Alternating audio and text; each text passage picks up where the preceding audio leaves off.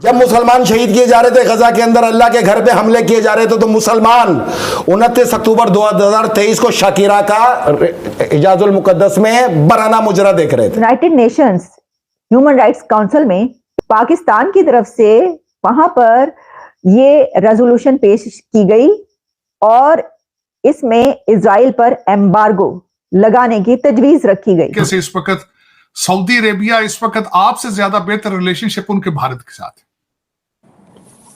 क्योंकि वो भारत को उभरता एक रीजनल पावर देख रहे हैं। पूरी दुनिया के कंट्रीज से ये कहा गया है कि इजराइल को वेपन्स ना दिए जाएं, हथियार ना दिए जाएं, क्योंकि नस्ल कुशी हो रही है फलस्तीन में, तो इस वजह से इसका खतरा है, इसलिए हथियार ना दिए जाएं। उसके ऊपर इंडिया ने उसको सपोर्ट नहीं किया।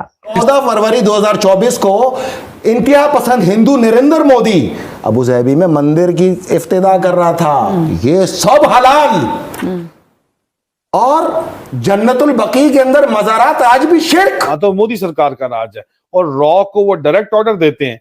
उनकी डीप पेनिट्रेशन हो चुकी है पाकिस्तान में, गहरा असर रसूख है पाकिस्तान के अंदर। यह एक ऐसा कंट्री है जिसके इजराइल के साथ भी बड़े जबरदस्त ताल्लुकात, रशिया और इंडिया, और इजराइल और इंडिया की तो ये दोस्ती हम नहीं छोड़ेंगे ना तेरा साथ, वो वाली दोस्ती है ये। पाकिस्तान अगर कल को कोलैप्स कर जाता है तो आप सोचिए जिस किस्म का माहौल पाकिस्तान में बना हुआ है, जिस किस्म की मिलिटेंट आउटफिट्स पाकिस्तान में हैं, तो इंडिया के लिए प्रॉब्लम बन जाएगा, सारी रीजन के लिए प्रॉब्लम बन जाएगा। आप लोग ISK को भूल जाएंगे। तो ऐसी सिचुएशन में मैं ये समझती हूँ कि इन कंट्रीज को आगे आना चाहिए, और जाहिर है कि अगर ये अभी आगे नहीं आ रहे, अगर इंडिया अभी आगे नहीं आ रहा, तो कोई ना कोई तो इनकी वो होगी।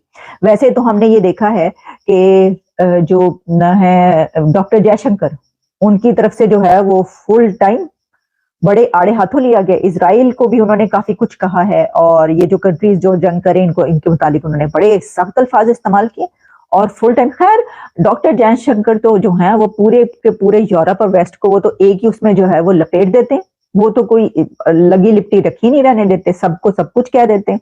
जय हिंद दोस्तों। तो जैसा कि पाकिस्तानी मीडिया चर्चा कर रहा है कि पाकिस्तान UN सिक्योरिटी काउंसिल में एक प्रस्ताव लेकर आया था, वो भी इजराइल के खिलाफ। आप बताइए कि कितनी इस्लामिक कंट्री हैं, कुछ तो बहुत पावरफुल है, पैसा भी है उनके पास, वो भी इस तरह की हरकतें नहीं कर रहे हैं। हालांकि कुछ लोग करते हैं, अब जैसे ईरान का है, ईरान के तो हित जुड़े हुए हैं, स्वाभाविक है गाजा पट्टी को तो यूज़ कर रहे हैं इजराइल के खिलाफ। ना उनको वहाँ के रहने वाले लोगों से लेना देना किसी को नहीं है, वो तो दुनिया में पाकिस्तान को भी नहीं है, पाकिस्तान भी अपने हित साध रहा है।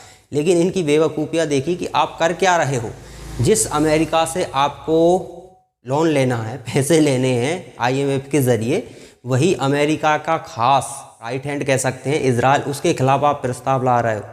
इतने बुद्धिमान लोग हैं यार, बुद्धिमान क्या, सीधी सीधी भाषा में कहें तो बेवकूफ़, इतने बेवकूफ़ दुनिया में कहीं नहीं है। आप इस तरह की हरकतें कैसे कर सकते? एक ऐसी कंट्री जो पावरफुल है जैसे चाइना, ये हरकत करे तो चलता है, दुनिया की दूसरी सबसे बड़ी अर्थव्यवस्था है, तो वो चलता है, उसके हिसाब से चलता है कि वो इस तरह के काम कर रहा है। लेकिन जो जिन पर निर्भर है उन्हीं के खिलाफ जा रहा है। तो अब आप देखिए कि इनको लोन मिलेगा, इनकी क्या स्थिति होने वाली है पाकिस्तानियों की, मतलब क्या काम कर रहे हैं, इनको पाकिस्तान में क्या हो रहा है उससे 1% का भी मतलब नहीं है। लेकिन गाजा पट्टी में क्या हो रहा है उससे इन्हें 100% लाभ उठाना है। और लाभ क्या उठाना है? पाकिस्तान की पब्लिक को बताना है कि देखो हम दुनिया में इस्लामिक वर्ल्ड के कितने बड़े खलीफा हैं, भले खाने को कुछ नहीं है लेकिन देखो हम क्या क्या कर सकते हैं, वो हम सब कर रहे हैं।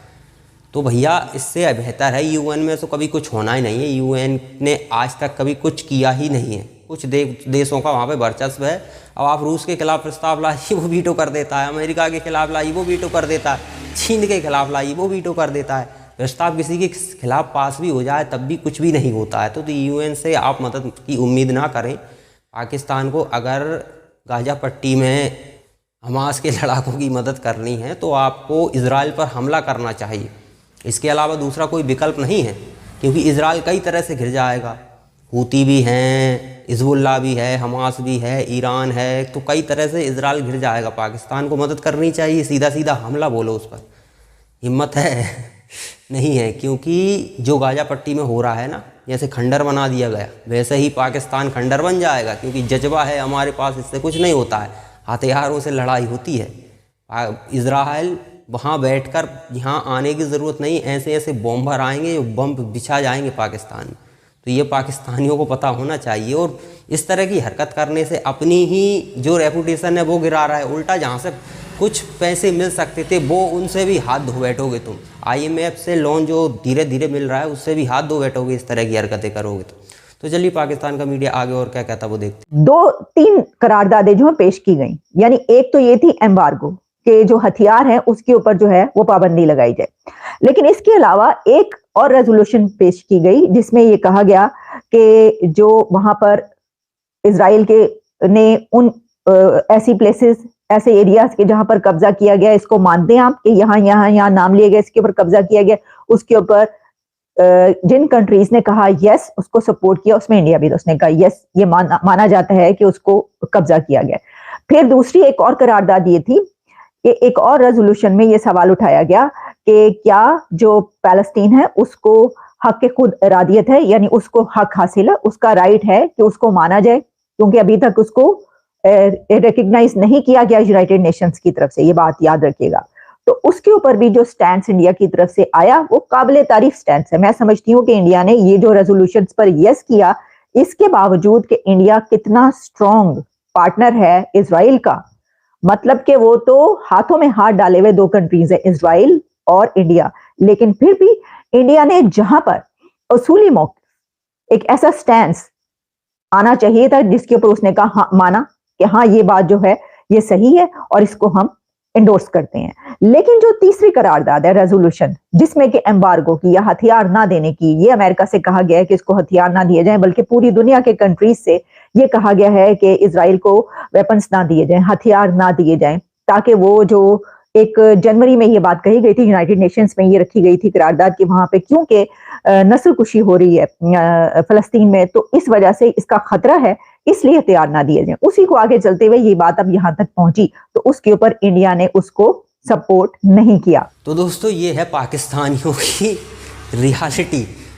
हज़ारों किलोमीटर दूर कहीं क्या हो रहा है वो इनकी एक एक चीज़ पर इनकी नज़र होती है कि वहाँ पर क्या हो रहा है ये इन्हें जानना ज़रूरी है, लेकिन पाकिस्तान में क्या हो रहा है इसकी इन्हें बिल्कुल भी खबर नहीं है। वो खबर ये रखना भी नहीं चाहते, पाकिस्तान से इन्हें कोई लेना देना नहीं है। देखिए पाकिस्तान में आप कह सकते हैं कि एक ऑफिस है, आते हैं काम करने वाले, काम करके और निकल जाते हैं थोड़ा बहुत पैसा कमा के। बिल्कुल पाकिस्तान एक ऑफिस की तरह है, जैसे कि इनके आर्मी चीफ हो गए, इनके पॉलिटिशियंस हो गए, ये आते हैं सत्ता में बैठते हैं, लूटते हैं और निकल जाते हैं। जितने भी हैं सब निकल चुके, कोई इनके देश में नहीं है। और जो तत्पर होते हैं वो पाकिस्तान को कंगाल करने में किसी भी तरह की कोई कसर नहीं छोड़ते। बाकी खुद अमीर बन जाते हैं। वो कैसे बन जाते हैं तो ये तो पाकिस्तान के लोगों को भली भांति पता होगा, ये तो उन्हें क्लियर पता होगा क्योंकि वो उन्हीं के बीच रह रहे हैं। तो पाकिस्तान के लोगों को ना इतनी अकल है कि इनको पता ही नहीं है कि इनका सिर्फ प्रयोग हो रहा है।